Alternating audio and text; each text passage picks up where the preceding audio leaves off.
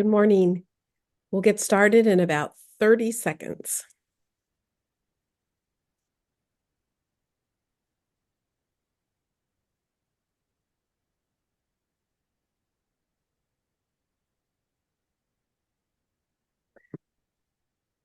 Good morning and welcome to today's State and Federal Programs Directors Meeting.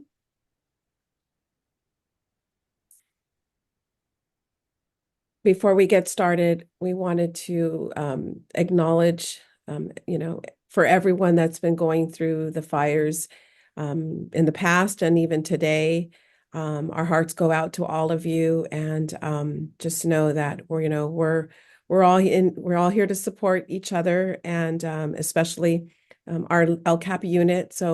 And also the homeless education unit as well, as you'll hear today. And so we're really here to support you in any way. So please feel free to reach out to us with any questions or concerns. And if we don't have the answers, we will definitely get the answers for you, or at least lead you in the right direction. So I'm Adrienne Balcazar, and I would like to introduce the LCAP State and Federal Programs Unit. Joining us today from the team is Debbie Cano, Helen Choi, Laurel Estrada, Augustine Garcia, Rachel Garcia, Jeannie Keith, and Anita Lomeli. Also joining us is April Grease. To access today's presentation, we ask you to click on the link in the chat. This will take you to directly to the slides. If you use the link at the top of this slide, it will take you to our Canvas page, and the presentation can be accessed through the icon as shown here, as well as the agenda and any resources that we share. Today's topics for this meeting will include homeless education updates and reminders by Dr. Jennifer Kotke. We'll also be covering the federal guidance using Title I for preschool, the allowable uses of Title III, specifically in the program, federal program requirements. We'll look at the FPM findings of Title III. The LCAP update today, we'll take a closer look at LTELs, and we also want to remind everyone of our upcoming LCAP training that will take place next week. We ask you to place your questions in the chat box today, and we will answer any simple questions that we can. We also will follow up with written responses in a Q&A that will be emailed to everyone. And again, we are recording today's training, and we'll post that on our webpage as well. And now we are very fortunate to have Dr. Jennifer Kotke, the project director from the Homeless Education Unit. Her very timely presentation, especially with so many families affected by the fires and districts, she will be providing us with the homeless education updates and reminders. And so welcome, Dr. Jennifer Kotke. Thank you so much. I'm thrilled to be here today. So my contact information is here, but I also will have it at the end. I do want to take us through a little bit of grounding this morning before we get too deep into talking a little bit about CARS reports.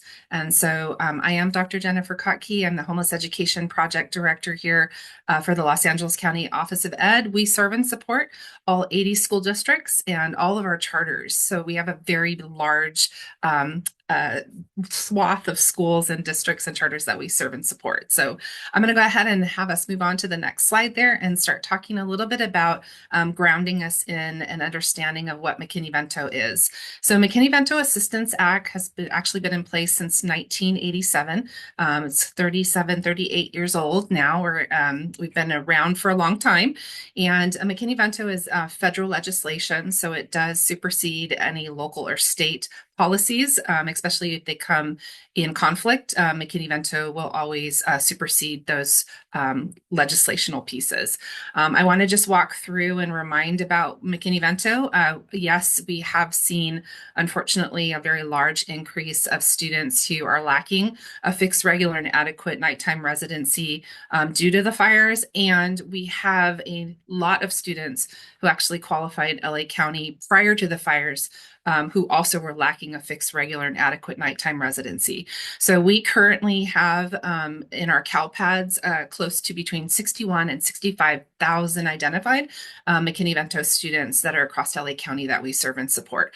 And we serve and support the homeless liaisons that are inside of each of our districts and charters to help support the students that they're working with. So, and that leads us into just talking a little bit about McKinney-Vento. And so, again, we go back to the federal legislation and ask these three questions. Is it fixed? Is their housing situation fixed? Is their housing situation regular? And is it adequate? And so fixed, we're talking a little bit, we're talking about fixed, we're asking, is it, if it's moving around at all and it's not permanent, it's subject to change in any way, it's not considered fixed. And the students and the children in those situations would qualify for McKinney-Vento. We also asked, is it regular? Is it used on a nighttime basis? If a family is splitting up at night, maybe mom is sleeping in the car, or the family and the children are sleeping in grandma's apartment on the floor. Sleeping on a floor or sleeping on a couch is not considered a regular usage of a nighttime basis. And so those families or those children would qualify as becoming McKinney-Vento. And then we ask, is it adequate? Is it sufficient for both physical and psychological needs? And what is a typical household setting? So if a family is living in any type of situation where they lack access to water, electricity, they're having issues accessing restrooms, they're having issues with ventilations. We have a lot of families who live inside of garages, unconverted garages that have no ventilation. Those families would qualify as a McKinney-Vento population. And these three pieces here are the base foundation for McKinney. If we move on to the next slide, the next slide that we're going to be looking at talks a little bit about what we see in CalPads. And so we'll go ahead and move on to the next slide there and talk a little bit about these four different types here. You'll see that there's numbers next to each. Those are the CalPads coding. It's a base code of 191. And so when a family comes in to a district or charter, they are required to complete a school housing questionnaire. That housing questionnaire allows for a family to identify whether they're permanently housed or if they fit one of these four types of housing types. Sheltered, doubled up, unsheltered, or hotel motel. Our sheltered population is just that. They're living in shelters, they're congregant living. It's a domestic violence shelter. It could be transitional housing. We also have doubled up. This is a very large population. Our doubled up population in LA County right now is about 81% of our population is considered doubled up. And these are students who are temporarily sharing the housing of friends or relatives or people they may not know due to a loss of housing, economic hardship, or similar reasons. Again, as I mentioned, this is a very large population and is much bigger than both of our sheltered, unsheltered, or hotel motel. Our unsheltered population is just like it sounds. These are students, and I apologize, my lights are lovingly turning off. Living in abandoned buildings, campgrounds, vehicles, inadequate trailer parks, bus and train stations, substandard housing, or abandoned in hospitals. We see families sometimes living in storage units, the storage unit facilities that you may take all of your leftover Christmas stuff or the things you can't fit in your house. A lot of our families will have the ability to rent storage units easier than they can rent an apartment. And so unfortunately, we do find a lot of our families actually living in storage unit type facilities. Our last one for this particular CalPads definition is students living in a hotel or motel due to lack of adequate accommodations. And I just remind these hotels, motels are not like a vacation type of motel or hotel. A lot of these are very difficult locations to live in. They oftentimes have a very high crime rate. And a lot of times they're very, very small settings with no privacy for any of the individuals living in these settings. So we've talked about the federal base. We've talked about the CalPads. There's one more piece of this definition, and I'm going to go ahead and have us move over to the next slide and just talk about the last population that falls under McKinney-Vento. These are unaccompanied homeless youth. These are children or youth who meet the McKinney-Vento definition. They lack a fixed, regular, and adequate nighttime residency. They're either doubled up, hotel, motel, unsheltered, or shelter, and they're not in the physical custody of a parent or guardian. These students actually hold their own federal rights, and they're actually not reportable to the Department of Children and Family Services if there are no high risk pieces that are occurring. So if there's no safety issues, these students can actually enroll themselves and attend school and basically hold their own rights to support themselves. The homeless liaison should be actively involved in these cases and make sure they're monitoring this population. And this population, as I mentioned on the last language here, is there is no age limit on this particular. Nothing is stated in the federal legislation regarding what falls under an unaccompanied homeless youth. We have had young unaccompanied homeless youth and have served and supported them. Oftentimes, you'll have an older sibling, like an 18-year-old sister, who may be trying to care for a sibling, such as like a second grader, but they're not the parent or guardian, and they happen to be sleeping on somebody's couch in somebody's house. And so that's an example of a second grader who could qualify as an unaccompanied homeless youth. So all right, so that gives us definition-based pieces. I'm going to walk us into the next part of the presentation today, which is really kind of digging into the CARS area, so the Consolidated Application Reporting System. So in CARS, there is a very small section that homeless liaisons and districts and charters should be working together on to make sure that it's being completed. And I'm super appreciative. The actual dates are on here, so thank you to the team for providing that. But the Consolidated Application Reporting System has a two-part application and reporting process for multiple state and federal formula-driven categorical programs submitted by LEAs. And there's a spring release and a winter release. And I know that oftentimes there is, I believe you're in a window right now where you're possibly doing amendments. And so this is really timely because of the fact that we've had these awful, terrible fires. And so you may need to go back in particular and relook at your Title I reservation funds because there may be a very high or an increasing need to support your homeless population. And the majority of our homeless population is supported under Title I-A reservation funds. That's the only place funding comes for this particular population. If a district or charter does not have an EHCY or Education for Homeless Children and Youth grant, the EHCY grant is a highly competitive grant, and there are only 16 grantee winners in LA County that have that funding. And so the majority of our school districts and charters do not have EHCY. So Title I is imperatively important, especially now as we're moving into this really difficult time of serving and supporting McKinney-Vento families for the long haul. So we'll go ahead and move on to the next slide there and talk a little bit more about the spring release and the what's coming up. And so again, the spring release should have a section in it. It's called the Homeless Education Policy Requirement and Implementation piece. In that section, generally there's information that's being collected about the homeless liaison's contact information, whether they are a full-time equivalent. We also in that section will be requesting information about the Title I Part A reservation amounts and the activities that are being provided by those funds. And I just do remind, Title I has very specific authorized activities that are allowed to be done under Title I for our homeless population. Also, it will ask about the Homeless Education Board policy approval date. I have a little bit of an update on that information, which I'll give it a little bit here. And then also there was a section that talks about training specific various stakeholders. Stakeholders are required to be annually trained. It is a requirement by both federal and state. And then also there oftentimes has been questions about poster dissemination. Sometimes they shift up the questions a bit. I haven't seen the poster dissemination question recently, but I do know that they may be they mix it up. Sometimes they put questions in, sometimes they pull questions out, and so the poster dissemination may not necessarily be currently in there.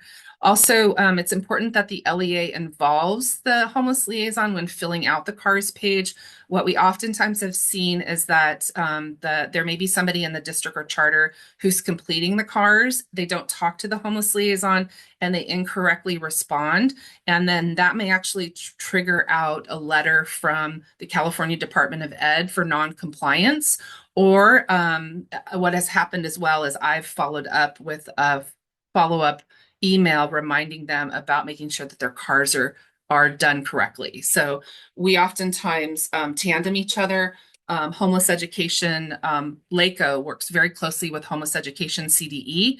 And so again, CDE, if they're noticing a non-compliance, will oftentimes send out notifications, and then LACO will follow behind that to remind the homeless liaisons to make sure they're working with whoever is doing their cars to make sure that they're updated correctly for the following year. So, and then you've got some information there about the website. I'm going to go ahead and have us move on to the next slide there. So these are just really talking about digging into some of the CARS pieces. So again, the CDE does analyze this data. They do use CARS data to determine whether a district or charter should be federally program monitored. So this data is really, really critical. I can't speak enough about how critical this data is and making sure you're working with your liaison to make sure it is correct. Again, they'll be asking about board policy dates. They ask about the amount of Title I that was reserved and the amount that was expended. And so that's really interesting data for us, because a lot of the times we will see either no reservation and then no expenditures, which is a problem. Or we see a lot of money put in Title I, but nothing spent. And so we want to make sure that, again, that our Title I people and anybody who's working in CARS and our homeless liaisons are talking with each other, that whatever has been set aside in the Title I-A reservation for homeless is being spent. And especially right now, it's really, really critical that we're making sure that we're spending that money and providing services for this very underserved population. So, and again, the training of the stakeholders is really critical. Stakeholders are annually required to be trained. So we'll go ahead and move on to the next slide there. So these are some of the questions, and we encourage an evaluation of your CARS data. So to evaluate the implementation of your homeless education program, LEAs really need to evaluate the information submitted to CARS, and we talk with our homeless liaisons constantly about making sure they're checking their CARS.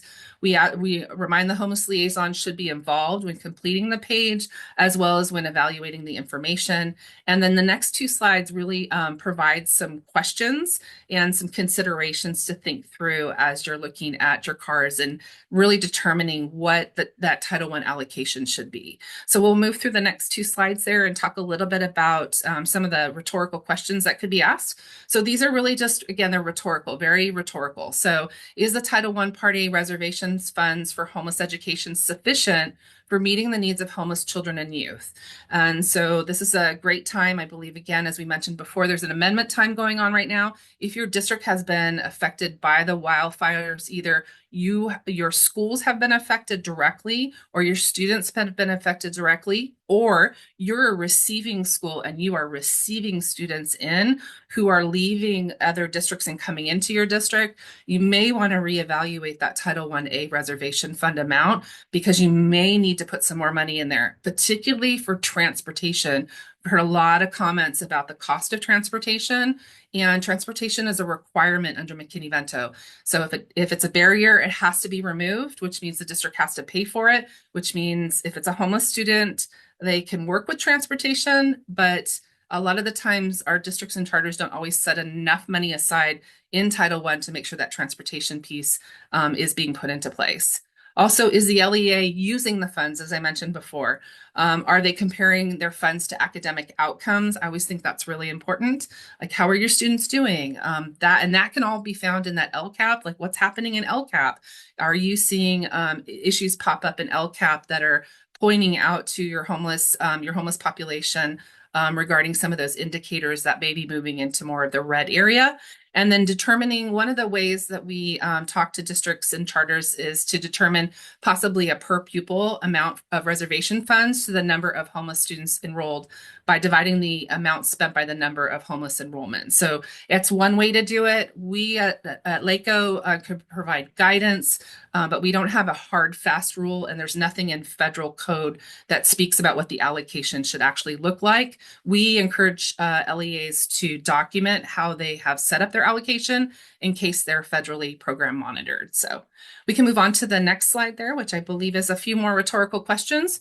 Who has or has not participated in some sort of homeless education training within the LEA? And do you need to create a professional development plan, which can cost funding?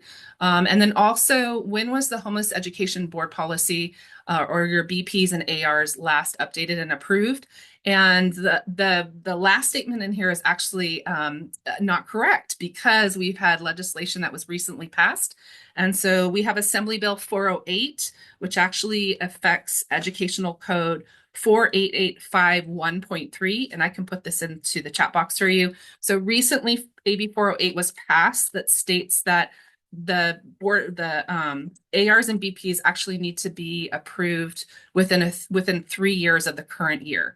So it's no longer 2016 beyond. It has to be within the 3 years. And that's become a big issue for a lot of our districts and charters because there are many that still have outdated board policies dating back way back to 2016, which do need to be changed. So I think the next slide is more of informational pieces, and I think I may be handing it back over. I also know that there seems to be kind of a couple of questions that are popping up, and I don't know if you want me to address those. And I wanted to see if there was any other pieces of information that you would like me to share regarding this particular population. So I'll pass it back to Okay, Isabel. thank you. Thank you, Dr. Kotke. Yeah, yes, if you have time to answer these questions, we would greatly appreciate it.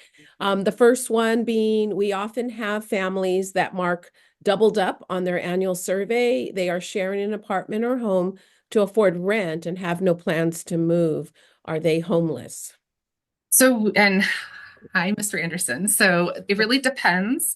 One of the things to keep in mind is, are the families actually allowed to be there? So we have families. So I'll say my family rented an apartment. My name is on that apartment lease or that rental agreement. I've moved in there, and then I can't make the rental payments any longer. And so I invite another family to move in with me. That family moves in with me. They're not on the rental agreement. They're not on the lease. And my landlord finds out. And if they are a friendly landlord, they may never comment anything because they things keep flowing. There's no problem. But there are many, many landlords out there who are always looking for opportunities to push families out so they can bring families in who may be able to pay higher rent. So if I'm on the lease, the family I have invited to come live with me is not on the lease. Landlord's not a friendly landlord, finds out, says either I need my family and the other family are being immediately evicted because we violated the rental or lease agreement, or they may say something like, this family that you've invited in has 2 weeks to leave. If they don't leave, again, we'll file eviction for both of your families. So it's really, really important. A lot of these are case by case. A lot of them you have to kind of walk through. It's the same thing with the fires we're finding. These are very intensive cases. It's very time intensive for staff. I think one of the things we talked about was really having a good Title I because you may need additional staffing, especially in these fire areas where you're going to have to do a lot of case by case, a lot of walking out and actually walking through with families, which actually has been going on. So I'm always fearful to give a hard, fast rule on these type of cases because it really does require a case by case conversation. So. Thank you. Another question, would you know the homeless board policy number? I'm not exactly sure what that means, but I can give you the assembly bill and the ed code. Uh-huh. And then also you're always welcome to reach out to me. I do have CARS data from last year, and I can tell you if your board policy was noted as out of date. Normally between now, January, February, March, I usually send out my notifications regarding what's happening with CARS from last year. We're always a year behind. And so if you want to reach out to me at all, you have my contact information. I'd be happy to look at your CARS data from last year to see if your board policy is currently up to date. And if it's not, it's a great opportunity to get it taken care of for next year or this year for next year. Great, thank you. Another question, can you expand on training required for various stakeholders? So there's a number of groups. One is federally, the liaison must be trained, so they must receive professional development. Then there's four others. One is a counseling staff. There is in their teachers. There is in their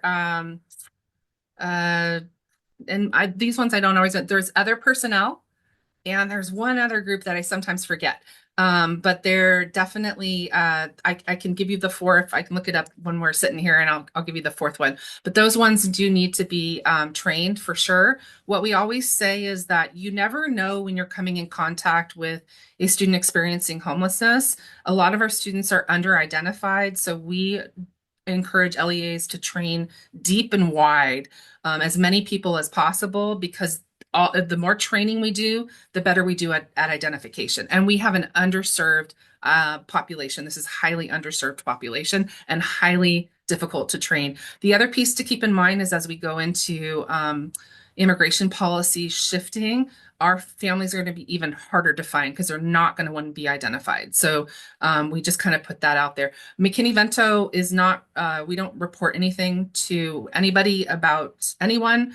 The only thing we provide to the state is housing types, which is that 110, 120, 130, 140 housing types only, no student identifiable information. So we always talk to families about information being confidential, and we're always very highly sensitive about making sure that families understand that we are here to serve and support them. We're not here to do any type of reporting of anything. So, and I don't Great, know if thank that's you. And it looks like a couple of people put 6173 from Gamut, the got board it. policy number. So Excellent. thank you. And just so you know, we will be transferring these questions and the answers that you've stated. We'll be putting that in the Q&A and mailing it out to everyone as well. So, and if you have any additional questions, please put them in the chat and we will reach out and have Dr.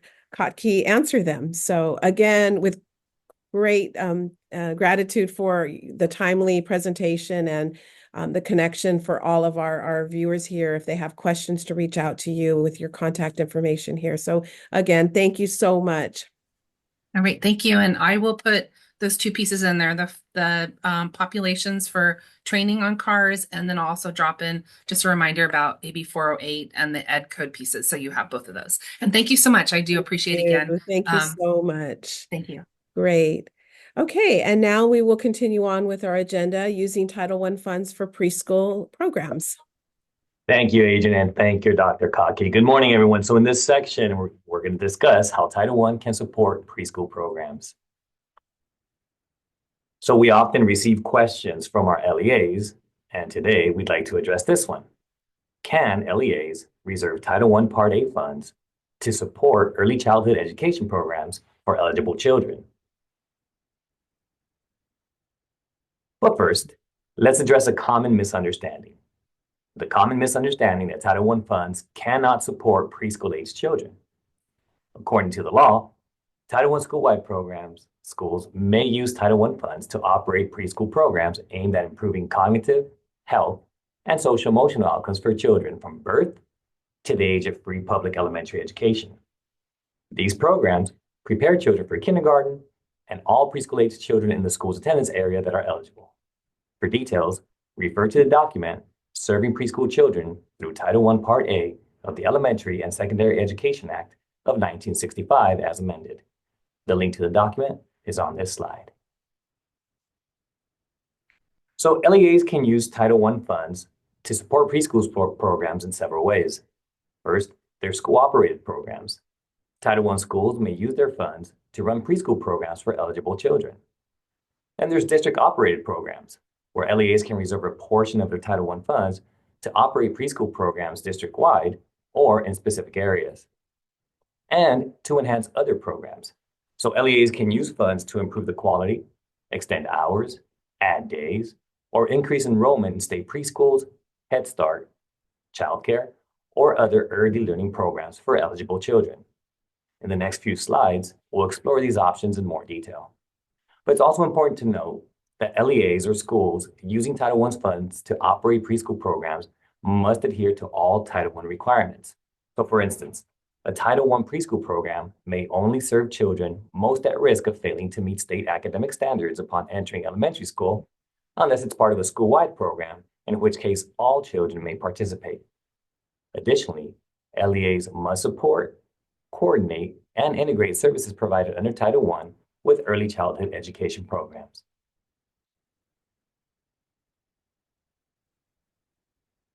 So for school-operated Title I preschool programs, there are two types of schools. There are school-wide program schools and targeted assistance program schools. A school operating a school-wide program may use Title I funds for preschool activities if these activities address the needs identified through a comprehensive needs assessment and align with the school-wide plan. In a school-wide program school, all students are eligible for services.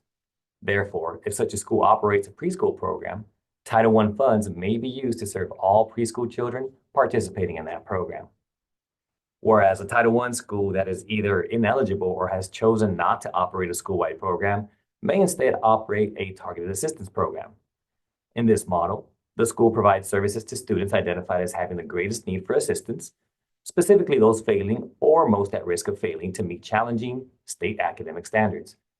If a targeted assistance school operates a preschool program, Title I funds may only be used to serve preschool children identified as most at risk of failing to meet these standards when they reach school age.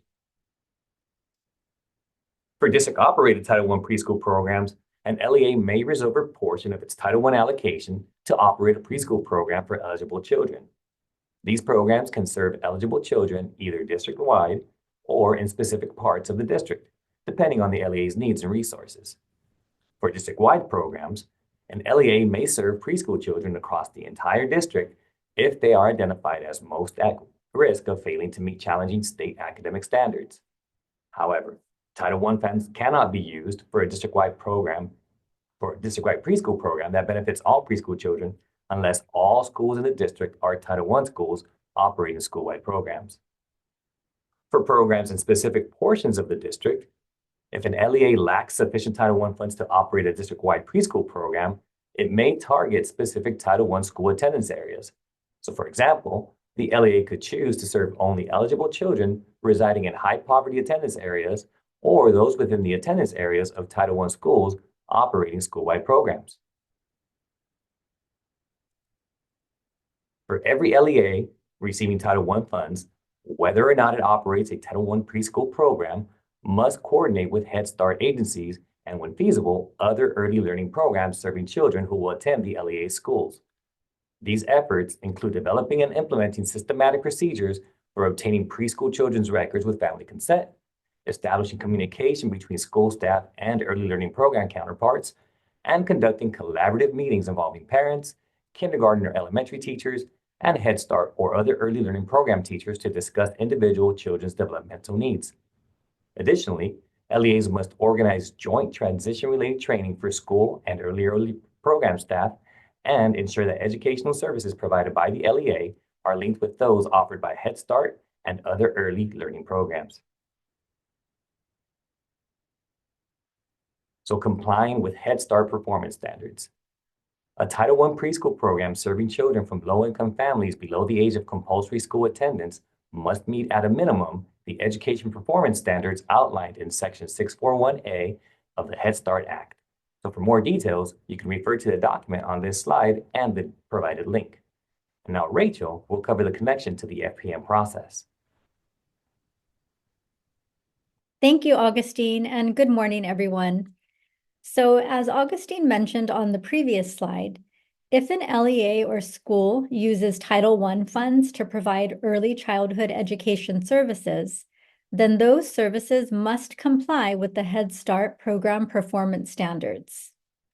And so this requirement is monitored through the FPM process, and it's specifically monitored in the Compensatory Education Program Instrument, Item 18. And so this item in the CE instrument, it only applies to those LEAs that use Title I funds for early childhood education services. So if selected for an FPM review and the LEA does not use Title I funds to provide early childhood education services, then CE 18 would not be reviewed. So for CE 18, there are 3 areas in which evidence is requested for this item. So that would be early childhood development curriculum, early childhood development lesson plans, and the school plan for student achievement, or the SIPSA. For curriculum and lesson plans, reviewers will request evidence demonstrating that the curriculum aligns with the Head Start program performance standards, as well as sample lesson plans that also demonstrate this alignment with the Head Start performance standards. For the third area, the SIPSA, this only applies to school-wide programs. So for schools operating a school-wide program and using Title I funds for early childhood education services, reviewers will want to see the specific areas in the SIPSA that address the use of Title I funds for these early childhood education services. And so that would include the specific actions, strategies, and expenditures. And there should also be a connection to the needs identified in the comprehensive needs assessment. Okay, so now it's quiz time. Can LEAs reserve Title I Part A funds to provide early childhood education programs for eligible children? Please put your answer in the chat.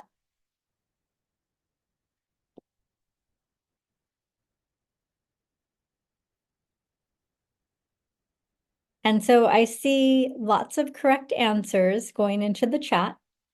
And so the answer is yes.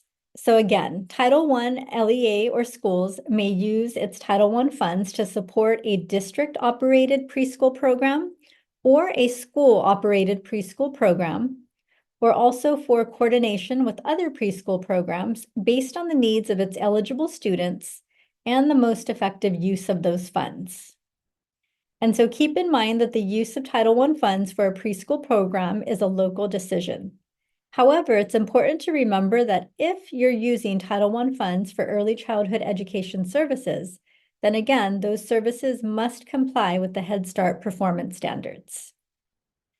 And so now I will turn it over to Debbie for Title III allowable uses. Great, thank you, Rachel and Augustine. Good morning, everyone. So now we're going to move over to discussing Title III allowable uses. Next slide. So we're going to start with a quick overview of Title III federal funds and their related state programs. We have federal funds available through Title III for two programs administered by the CDE, for English learner programs and immigrant services and immigrant programs. And these funds are meant to supplement, not supplant, the existing federal, state, and local funds that are serving English learners and immigrant children and youth. And the idea to supplement, and the idea is to supplement the current funding levels, ensuring a high standard for the support of those programs. So when you accept these funds, the LEA agrees to expend the funds to improve the education for English learners and their immigrant students. Next slide, please. Supplement, not supplant. So we hear this all the time. What are the required services, though, is our key question. We know we talk about what supplementing is and not supplanting and what supplanting is. But in developing this section of the presentation, I was really reflecting on my work as overseeing EL services in my previous capacity and what my team needed to have an understanding of when we shepherded that work. So we really needed to understand what the base services were and what was required before we understood what we could supplement and not supplant. So the depth to which we know and understand these services help guide our ability to distinguish between supplementing and supplanting. Next slide, please. So what are the required English language services, or what are the goals for these services? In California, there's a great deal that's required. The requirements are to provide these services and ensure English learners overcome their language barriers and demonstrate proficiency in English comparable to that of the English speaker, and to close any academic deficits that the students suffer due to the lack of English proficiency, and to meet grade level standards. So districts in California that have observed significant improvement in outcomes for their English learner students have had a clear instructional vision to attain that equity. These visions are driven by the needs observed in the analysis of their data and by the intellectual rigor and language demands of the new standards. They are further articulated into practice by the LEA's guiding principles and prioritizing that emphasis on multilinguals multilingual learners' assets and their capabilities. Next slide, please.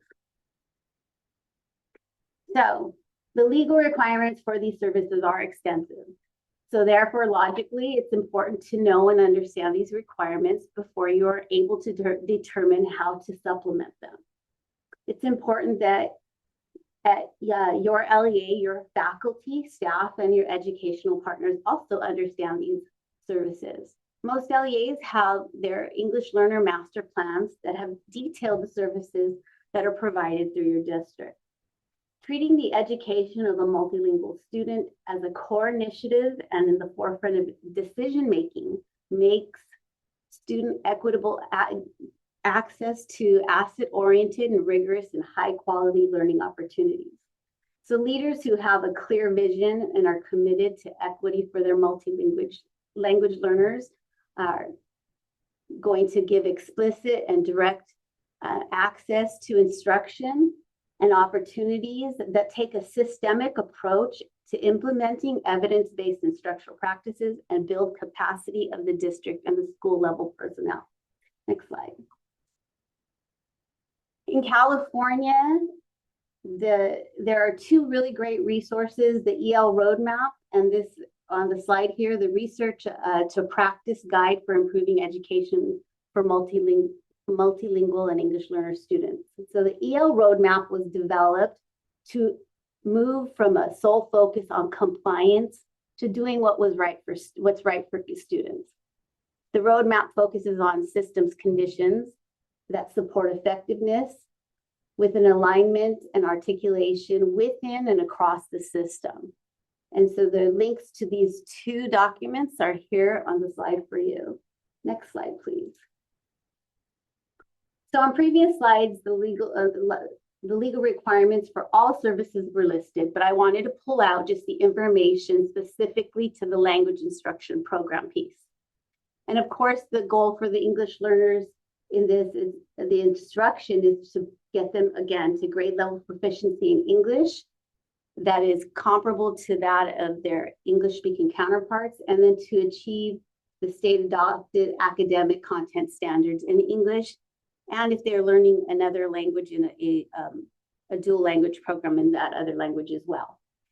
The language acquisition program. So the base services that are required are giving students evidence-based research based instruction in both designated and integrated ELD. That the students should be allocated sufficient resources. And those resources are considered access to a teacher with the appropriate and authorization to teach English learners, instructional materials, and professional development for those teachers in the purpose of learning and enhancing their support of English learners, and then also for opportunities for parents and the community engaged in the support of the program. So those are considered base services for your language instruction program. At a minimum, districts are required to provide structured English immersion for students, which includes that designated and integrated ELD. Excuse me. Districts may also provide language acquisition programs where the students are in language immersion. But again, in language immersion, a student who is an English learner, who's identified as an English learner, still must receive integrated and designated English language development. Next slide, please. Okay, so talking about Title III, what drives the decision between what is reasonable, allocable, and allowable? These are the three questions that you need to ask yourself when it comes to expending these federal funds. Is the item allowable? Is it reasonable? Is it allocable? So remember to use these as you guide your questioning and your spending. Next slide, please. The purpose of the Title III funds that are designated for English learner students must increase the language development proficiency of English learners by providing effective language instruction, providing professional development, and providing activities and strategies that enhance the the programs for English learners, including parent-family engagement. So these mirror a lot of what we discussed in the language program. So how do we determine if something is a base program or is it supplemental? So the CDE has a link. I put the link there that has some kind of scenarios to help determine whether something is supplemental or if it's supplanting. Next slide, please. And they also list the allowable uses for under Title III. And here, I'm not going to read the slide to you, but these are also found at this link down below. Next slide, please. So Title III instruction for immigrant students. So not all districts receiving Title III receive the immigrant funding. In some years, you may receive funding and then may not. It's always depending on your immigrant data. So remember that your Title III students that are considered immigrant are here in the country 3 years or less. And so the allowable uses here are for activities that are going to enhance that language opportunities for students, also for family literacy and improvement, and for support of your English instruction in the LEA. Next slide, please. And this slide here lists those allowable uses as well that are listed through the CDE. And then again, the scenarios that would determine whether something is allocable, or excuse me, something is supplementing or supplanting is also there. Remember, when you're using these funds, it's really important to understand what your base services are. And the better handle you have on what those base services are, it's easier to identify than how you supplement them. Okay. And that's it for me. And now to Adrian to help with the FPM aspect of serving Title III or English learner students. Adrian? Great. Thank you so much, Debbie. Today, we're going to take a closer look at some items in the EL instrument and the most common non-compliant findings during this year's 24-25 FPM reviews. The instruments are your guides for compliant programs, as well as a successful FPM review if you're selected. Specifically, the 24-25 EL instrument has 15 items. Each item will provide a description of the law and the evidence requested, and it will also include a description of what documentation needs to be provided. The EL instrument is to ensure that all EL students attain English proficiency, develop high levels of academic attainment in English, and meet the same challenging state academic standards as all other students. CDE has shared with us the latest non-compliance findings for this 24-25 school year as of January 14, 2025. Of the 15 items in the EL instrument, these are the findings. EL 14 has the highest number of non-compliant findings, which is 7. EL 1 has 5. EL 11 has 5, as well as EL 12 have 5 findings, 5 districts that have had these findings. So if we take a closer look at the highest ones, we're going to look at the EL 14 ELD first. And as part of the requirement here is that all ELs must receive a program of ELD instruction. And so the reasons for the non-compliant findings, are these are some of them, but they're not exhaustive. And so they may include evidence that did not meet the minimum legal requirements. ELD program evaluation was incomplete. The designated ELD program demonstrated inconsistencies in the delivery of instruction, materials used, the way that the English learner students are grouped for instruction, the way student progress in English language proficiency is monitored, instructional strategies used, and the staff's understanding of pedagogy. And so again, as you're listening to these, it's important for you to reflect on, if you were reviewed, would you have some of these findings, and would it be systemically in your district, or would it be at specific school sites? So again, making sure that you, because you've signed those assurances, that you are going to maintain compliant programs. Again, at the time for reflection, would you be found out of compliance as well if you had an FPM review today? So the resolutions, in order to address these and find the solution, is the district would have to provide the following evidence in the CMT system, which is the California monitoring tool. And so for this for the resolution would be to include descriptions of the designated and integrated ELD programs. So this would include course description, instructional strategies, curriculum, and sample lesson plans.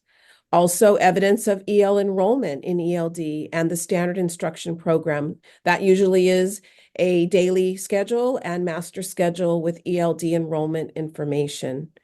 And then if a finding has to do with the evaluation of the program, then the evidence would need to be shown to show how the program's implemented effectively and whether adjustments are needed to assist ELs in overcoming language barriers within a reasonable amount of time.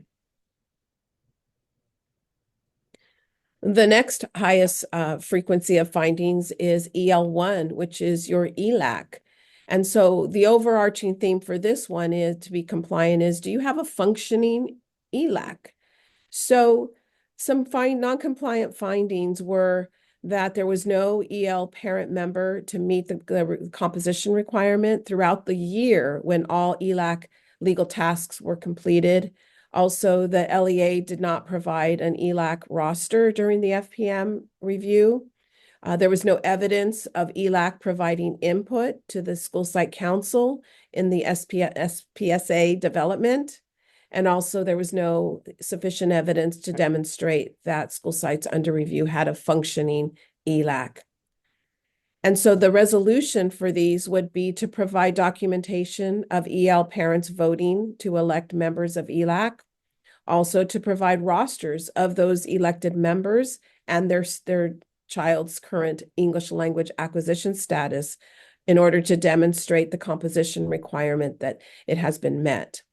Also, you might be asked to provide evidence from future ELAC meetings where ELAC legally required tasks have been completed with the sufficient EL parents present. And lastly, evidence of the ELAC's input to school site council in the development of the SIPSA. The next number that has the fifth, has 5 findings, is EL11. And this basically is the teacher EL authorization. And this is to make sure that teachers they're appropriately authorized to provide instruction to EL students. And so some of the findings, is when the evidence of the spreadsheet that is uploaded for this item, it contains the California Commission on Teacher Credentialing, and it has the approved EL authorization codes. It has the credential descriptions and the school sites for all the teachers in the district. And so a finding might be, and you could have one or as many as you have that do not possess appropriate EL authorization. And so therefore that teacher is misassigned. And so whether you have one teacher or more than one, the evidence, and it must be addressed immediately. So the evidence that has to be submitted to the CMT would be the emergency clearance for EL authorization or a plan to address the misassigned teacher. So this could be through replacement of the teacher on record. So showing that there's side-by-side instruction until that teacher is able to get the EL authorization. So again, either the teacher is removed and someone else is placed as the teacher on record, or there's a teacher added and that is the new teacher on record. So again, having lived FPMs in the past, we had to do this when a school had some unauthorized and misassigned teachers for English learners. So it is real and it does happen. And so, and then the last one would be the LEA must provide evidence that there's a system in place to properly ensure EL authorizations for all teachers. And typically what this involves is your HR. So for this particular item, it's extremely important that when you're working with the HR, that they understand the credentialing requirements. So again, not only just for your 4-week letter, but also for the EL authorization. The next one is EL-12, which is the professional development specific to English learners. And so again, the requirement is to provide sufficient professional development. So possible non-compliant findings might be the LEA did not provide evidence of the provision of EL-specific professional development that meets the legal requirements, or that the LEA did not provide any evidence of the implementation of this professional development. So not only is there a requirement to provide it, EL-specific PD, but also to have it implemented and show evidence that those strategies and the learnings from that PD are actually being implemented and then therefore evaluated for effectiveness as well. So the resolution for EL-12 is that the district must provide evidence of the delivery of EL-specific PD, such as including the calendars, the agendas, descriptions about what the professional development is about, the presentation materials, and attendance records. Also, the district had to provide 3 samples from each site under review of formal or informal observations or other evidence that demonstrates the implementation of the EL-specific PD in the individual classrooms relevant to the grade level standard instructional program, including ELD.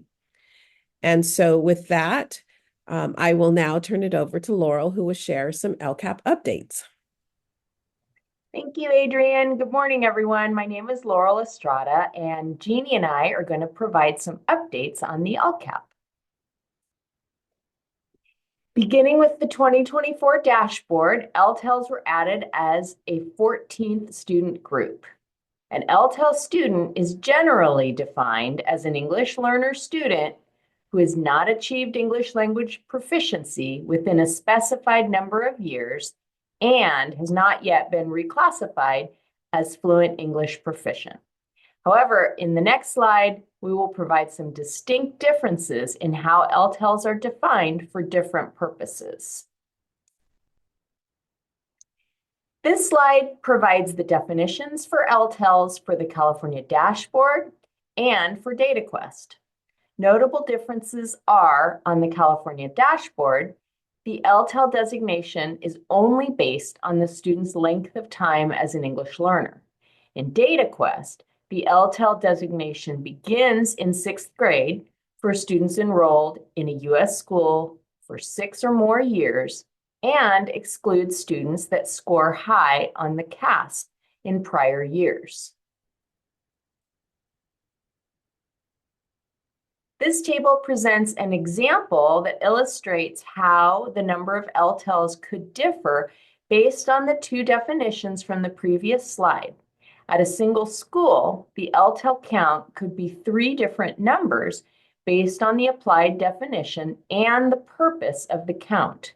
You can see that the DataQuest number of LTELs goes down by 5 in the middle column when students are excluded from CASP and LPAC testing because they were not enrolled in the school during testing. The final number that is used for the dashboard is larger because the definition is more broad. Knowing these definitions will help you know which LTELs are represented in your dashboard student group, in DataQuest, and in CASP and LPAC reporting. It will also help you to explain to educational partners why the counts might differ. For the dashboard LTEL counts vary for each indicator because the indicators incorporate LTELs by different grade spans. This graphic shows which students are included in the LTEL student group by state measure. There's a link in this slide to access the PDF version of it. Some questions are also included in this slide to help guide conversations on student outcomes and the LCAP process. Now I'll hand it off to Jeannie, who will continue with LCAP updates. Thanks so much, Laurel, and good morning, everyone. So continuing this morning, our presentation focuses on the LCAP annual process with a highlight on the goal analysis. And for your reference, this slide links to the timeline support document for this year's LCAP process. Here you see called out is the goal analysis in the context of the annual LCAP planning process. Our star identifies the winter-spring phase where we are now in January. In the LCAP process, the goal analysis is where LEAs engage in and complete the 24-25 goal analysis that will lay the foundation for the development of their 25-26 LCAP. The goal analysis connects to the local process of developing and annually updating the LCAP, as it reflects on the LEA's approach to address and reduce disparities in opportunities and outcomes between student groups indicated on the dashboard, and through reflection on local data and input from educational partners, as well as expenditures in the current year LCAP. This planning is an essential piece of comprehensive strategic planning. It connects budgetary decisions to teaching and learning performance data and metrics addressing the state priorities. The process builds on the premise that local educational partners possess valuable perspectives and insight about an LEA's implementation of programs and determinations of effectiveness, and that an LEA's process will incorporate these perspectives and insights in order to support annual reflection on goals, actions, and expenditures. This with the intent and purpose to support decision-making in the development of the 25-26 LCAP. So let's take a look at the next slide. And here we take time this morning to do a process check on each of the components addressed in the goal analysis. Considering the data that needs to be gathered and shared among educational partners to inform a meaningful goal analysis is key in this analysis process. So clarity on what is being provided to inform the analysis is based on an understanding that each prompt provides specific information to support the LEAs with an analysis of their goals, actions, and expenditures in the current year. The 4 squares provide an overview of the prompts in the goal analysis for each goal.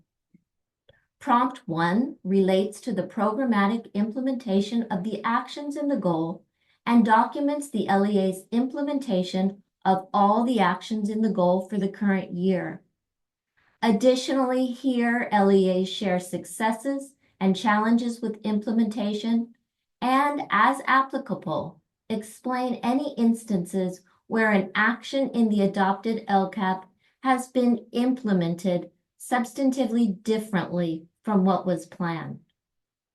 In the green is prompt 2. This addresses material differences.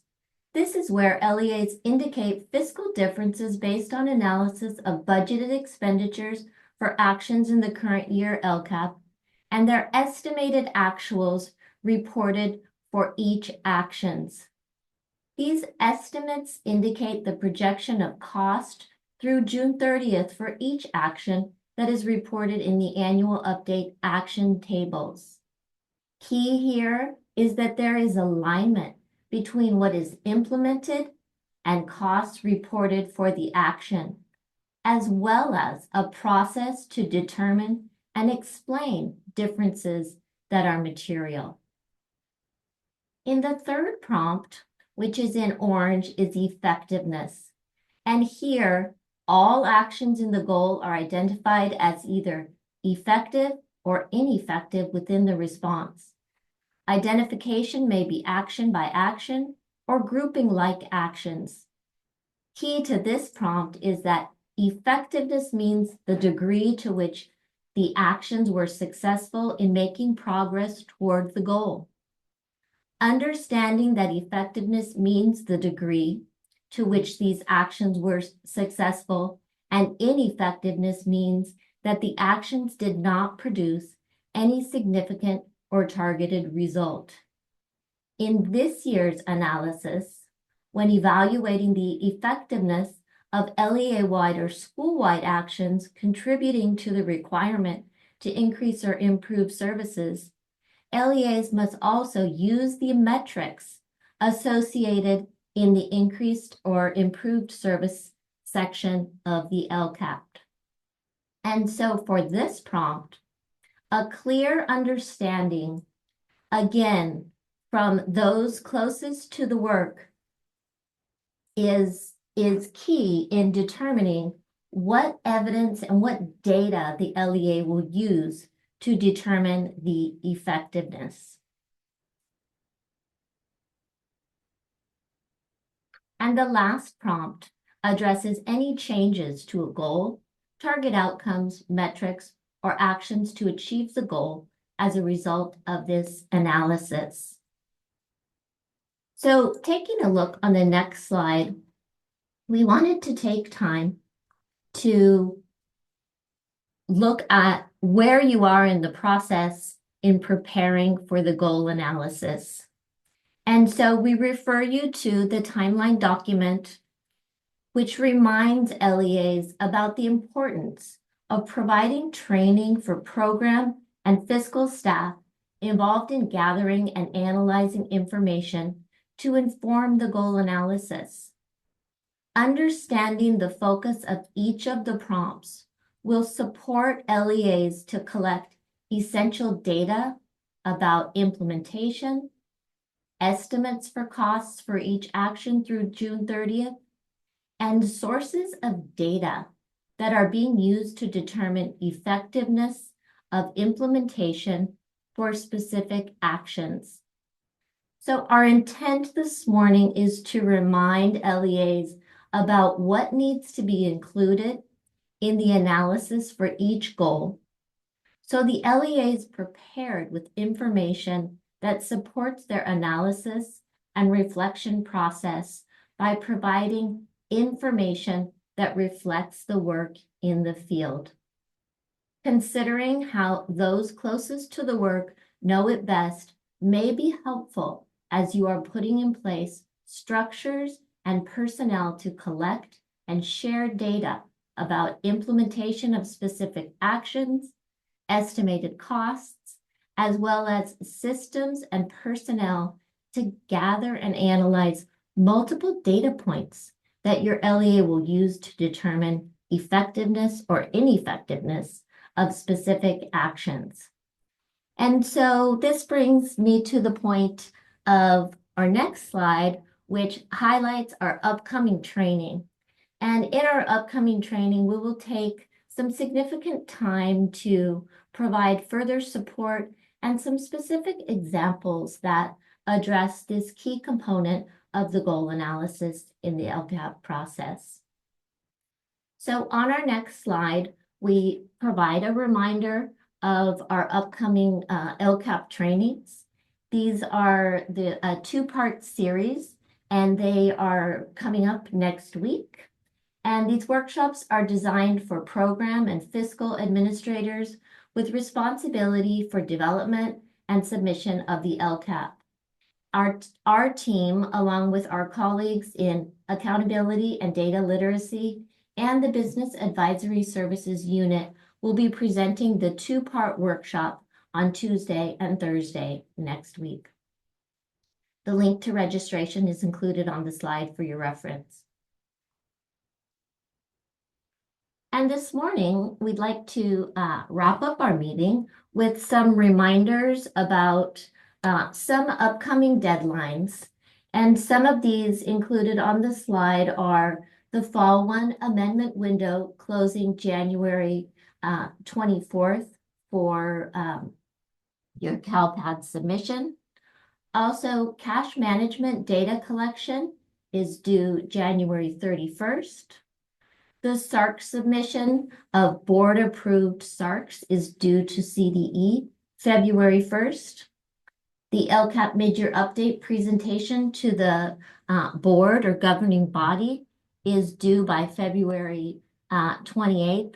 Well, it's not really due. It must be presented to the board or the governing body by February 28th. And additionally, the fiscal reporting windows for reporting CSI expenditures are included at the bottom of the deadlines listed on this slide. So take a look at these deadlines to keep yourself on track.